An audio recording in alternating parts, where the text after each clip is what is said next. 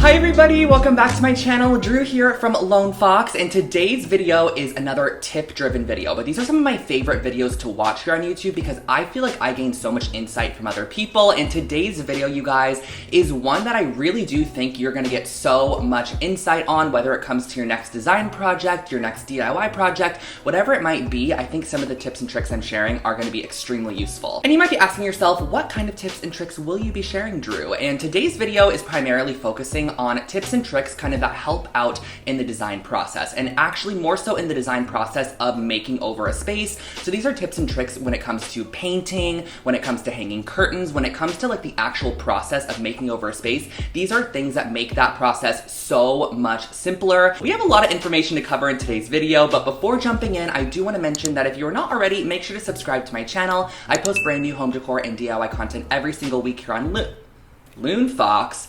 What was I about to say there? On Lone Fox. And I'm also on Instagram and TikTok, both of which are Lone Fox Home. And lastly, my online shop is back up, you guys. If you're in the market for any home decor, accessories, gifts, whatever it might be, lonefox.com is your place to shop. But let's go ahead and dive on into our first hack.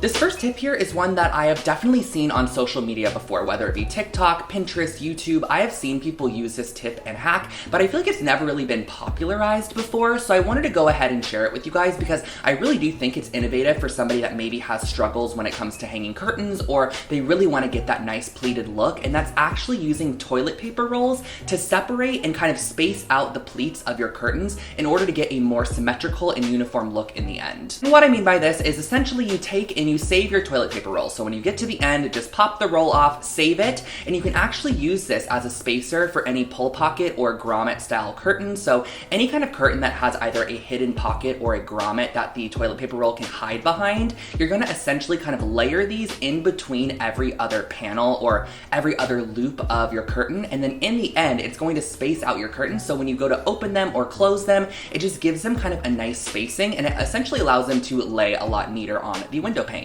And I think that's really nice, especially for somebody that gets annoyed by curtains, because I know a lot of people really want their curtains to lay extremely symmetrical or just lay properly, and it bugs them when they don't. So I think this tip is really great just to all around get that symmetrical look without having to kind of space them out as you open or close them. Also seen people use just like cut up PVC pipes, so really anything, or even like paper towel rolls, you can totally slice those up as well. It's really just a clever tip, and I think it totally elevates the look of any plain curtain panel.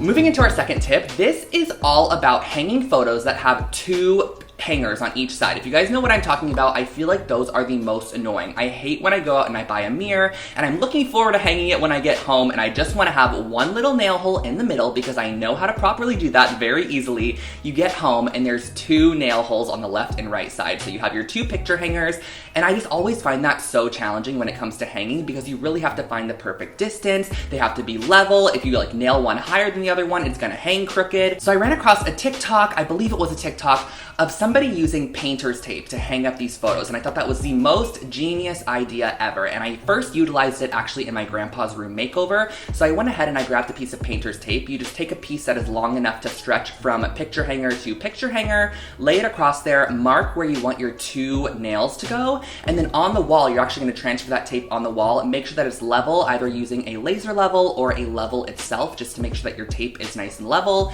And then you're just essentially allowed to nail holes directly over the top of your tape, and that's going to give you the perfect placement for your picture every single time. So I thought that was extremely genius, and this also works as well if you just have one hanger in the middle, so you can just put your tape across, cut it perfectly to the width of your frame, then mark where the hole's going to go, transfer the tape to the wall, add your nail hole, and you are good to go. So it's extremely simple and easy. It's really not too hard. Most of the times when there are two picture hangers as well, I feel like that traditionally means the piece is on the heavier side or it's larger and it needs the support of two nails. So just using this process also makes it a lot easier to then go ahead and hang it up if you're solo as well, like traditionally I am. So I'm able to hang this up super easily using that tape method. And it's just something, again, to keep in your back pocket next time you are hanging a mirror or a large piece of artwork. Hack number 3 is one that I actually learned when I was working at West Elm, which was quite a few years back, but it was really my first look into interior design, and it's where I started dabbling into making over my own space and started picking up on designer tricks and tips, because we did have a ton of designers on the floor at West Elm who would help out, people when they're shopping for furniture. And one of the tricks I picked up was actually to purchase pillow inserts that are a little bit larger than the pillow cover. So let's say you have an 18 by 18 pillow cover. They actually recommended that you purchase a 20 by 20 insert for that pillow cover. That's just gonna make your pillow look a little bit more overstuffed, which in the end results in a more luxurious looking throw pillow. And I know that tip is like such a simple one, but next time you're out purchasing throw pillows, just size up a little bit on your insert. It's gonna overall make the pillow look more luxurious. It just looks nicer on the couch, and it's not flat. They go from 18 by 18, you have 20, 22, 24, 26. Just make sure that your insert is just a little bit bigger than your cover for that luxurious kind of plush look. I'm probably talking so quickly. Whenever I get into these videos and I'm excited to tell you guys my tips, I start talking so quickly, so I'm gonna try to tone it down for tip number 4. And this one is all about plants and just basically making the plant look more elevated than it actually is. So a great way to do this is, let's say you have a faux tree. Most of the times when you purchase a faux tree, I have a faux fig tree over here, I have an olive tree over here. They come with a really, really small base to them, and you really do wanna get a larger pot to make it overall look a lot nicer. And so something that I think that everyone should do when they do this is actually get a pot that is quite a bit larger than they think, because you can actually elevate the height of your tree. When you start getting into those larger sizes, the prices really do jump quite drastically. So buy that 6-foot tree, but get a pot that's actually quite a bit larger and more substantial. You can easily stuff the bottom of your pot with boxes, extra trash, old clothing, whatever you have that you want to utilize in the bottom of that pot to then basically heighten your tree or raise it up in the pot. Normally, guys, you would then go ahead and cover the entire top of this with moss. So like maybe fill up the edges with newspaper and then add like a moss layer on top to hide it, but that elevated our tree. That'll overall make your plant look so much nicer in the end. And I know it seems weird to like shove some boxes or trash in the bottom of your plant, but it's gonna be concealed by the pot, and in the end, it's just gonna raise the height of your plant, making most of it show out of the top of the pot, and in the end, just make your plant look larger and more expensive than it actually is. And this tip works for smaller plants too, not just trees. Tip number 4 is one that you guys are definitely going to recognize if you have watched my makeovers throughout this apartment space, and mainly just the living room makeover and the kitchen makeover, where I used electrical tape to create crossbars on my windows. And I know that sounds strange, electrical tape on your windows, but I have black framed windows, or I created black frame windows. They were essentially just, framed out in white. I ended up painting the white black, but I wanted the crossbars on the windows themselves to match so that it looked more like an industrial style window. And the way that I got this was actually just using electrical tape right over the top of the window, and I was able to create those crossbar sections, which in the end made the window just look a lot more expensive. It made the look of it just a little bit more designer and not as bland and boring as it was prior. And I know that my windows personally already had that little white metal cross panel on it, which I just essentially covered with the tape, but you can totally do this on windows that don't even have that white piece to start. Just simply tape the tape right over the top of the glass, and that's all you have to do. I've done that before as well. I had to do it on one of the windows in the kitchen because one of them randomly didn't have the crossbars, and it worked great. It looks exactly like the one to the right of it. Somebody mentioned on TikTok about how if you want your darker paint colors to come off as dark as possible, always use them in matte formats. So whether it be a matte or an eggshell, use those two options as opposed to a gloss, a satin, or a semi-gloss for a dark color. And that's actually because the glossier finishes on paint on the wall reflect more light. So if you get a lot of window light or just light in general, those glossier colors are gonna reflect them, making the color actually look lighter than it is, whereas matte ones actually kind of absorb the color a bit, so it actually makes the color look a bit darker and just overall true to its actual tone.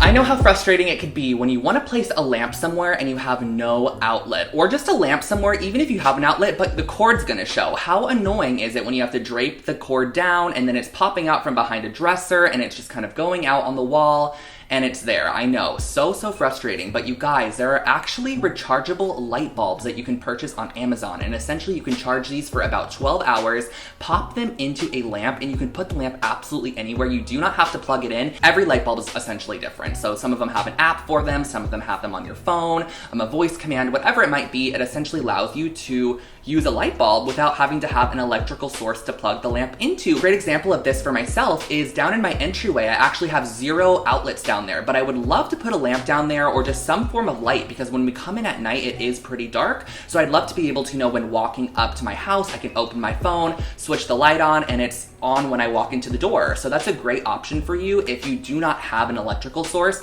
Purchase a rechargeable light bulb, and they actually last for quite a while, and you just simply recharge them when they die, pop them back in, and you're able to utilize them again and again. This is also kind of something I featured in the past when I did puck lights in my bedroom. Those are just simple battery operated lights which I popped into my sconces, and I have a little remote control which I can control turning them on and off from my bed, which is really nice, and I didn't have to hardwire them into the wall, so that's another option as well. This tip is one that whoever came up with this is just so genius, and I feel like a lot of you guys might know about this, but if you don't, this will change your painting game. And this is when you want to go in and paint any form of color that's contrasting from your original color. So let's say you wanted to do an accent wall in your bedroom, and it's going to be a dark green, but all the other walls are white in there, but you're kind of scared, you know, putting the paint on the walls. A lot of times when you pull it off, you do get a little bit of bleeding paint, which sucks, and especially with textured walls, you do see that more often. So a great tip is actually to put your paint down and then paint over the top of where that color is going to be going. Paint over the top of that with your original wall color. So with the white color, paint over the top, let it fully dry, and then go back in and paint the entire wall green. That's going to actually allow the white paint to bleed first and kind of create a seal. And then when you paint the green over the top of it and you pull the tape off, the white paint would have already bleeded, but it bled onto the former white paint, so it looks like a perfectly clean and crisp line every single time. And I love this. This is also great if you're not even painting a wall, but you're doing like stripes on a piece of furniture, or you're doing stripes on a canvas or something. Anywhere that you're essentially using tape and you want a clean line when you pull it off, paint down the base coat first that's under the tape, then paint your accent color, then remove it, and you'll get a clean, crisp line every time. Our second to last hack comes in handy for anyone that's installing new hardware in a kitchen, on a piece of furniture, on a bathroom vanity, whatever it might be.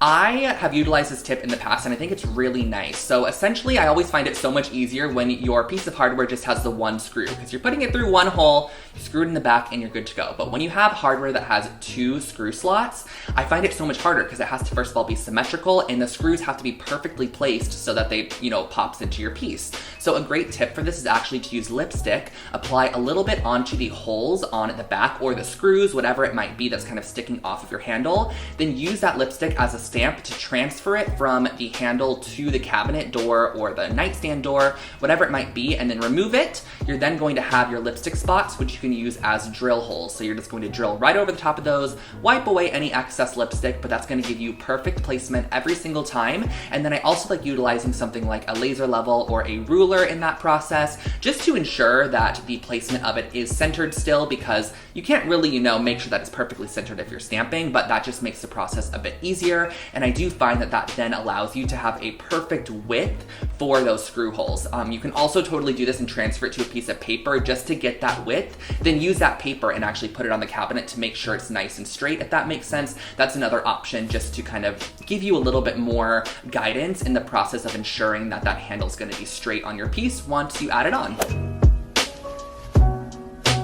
And guys, we are on our last tip here, and I wanted to save this one for last because I feel like I have talked about this multiple times on my channel, and this is when it comes to creating gallery walls. Now, this back here, it's not the craziest gallery wall, there's just 3 images in it, but when you do add more and more, it does get a little bit daunting when you have to start hammering all the nails into your wall. You want to make sure the placement is right, and it can be a little bit scary to kind of create that commitment to adding so many photos to a wall. So a great way to do this is actually to create templates for every single picture. So I'll grab all of my frames and I'll actually create individual templates by laying it on top of some butcher paper, newspaper, or printer paper, whatever you have that's large enough. Poster board works as well. I trace out the shapes of all of my frames, and I also transfer over the nail hole placement just by kind of finding it and pressing on the paper. You can kind of find where that nail hole is. You can add the spot there, and then you can kind of write on there too what the artwork is that's going to be there. Once you have all of your templates created, you can transfer those over to your wall and add them on the wall using, you know, some removable removable masking tape,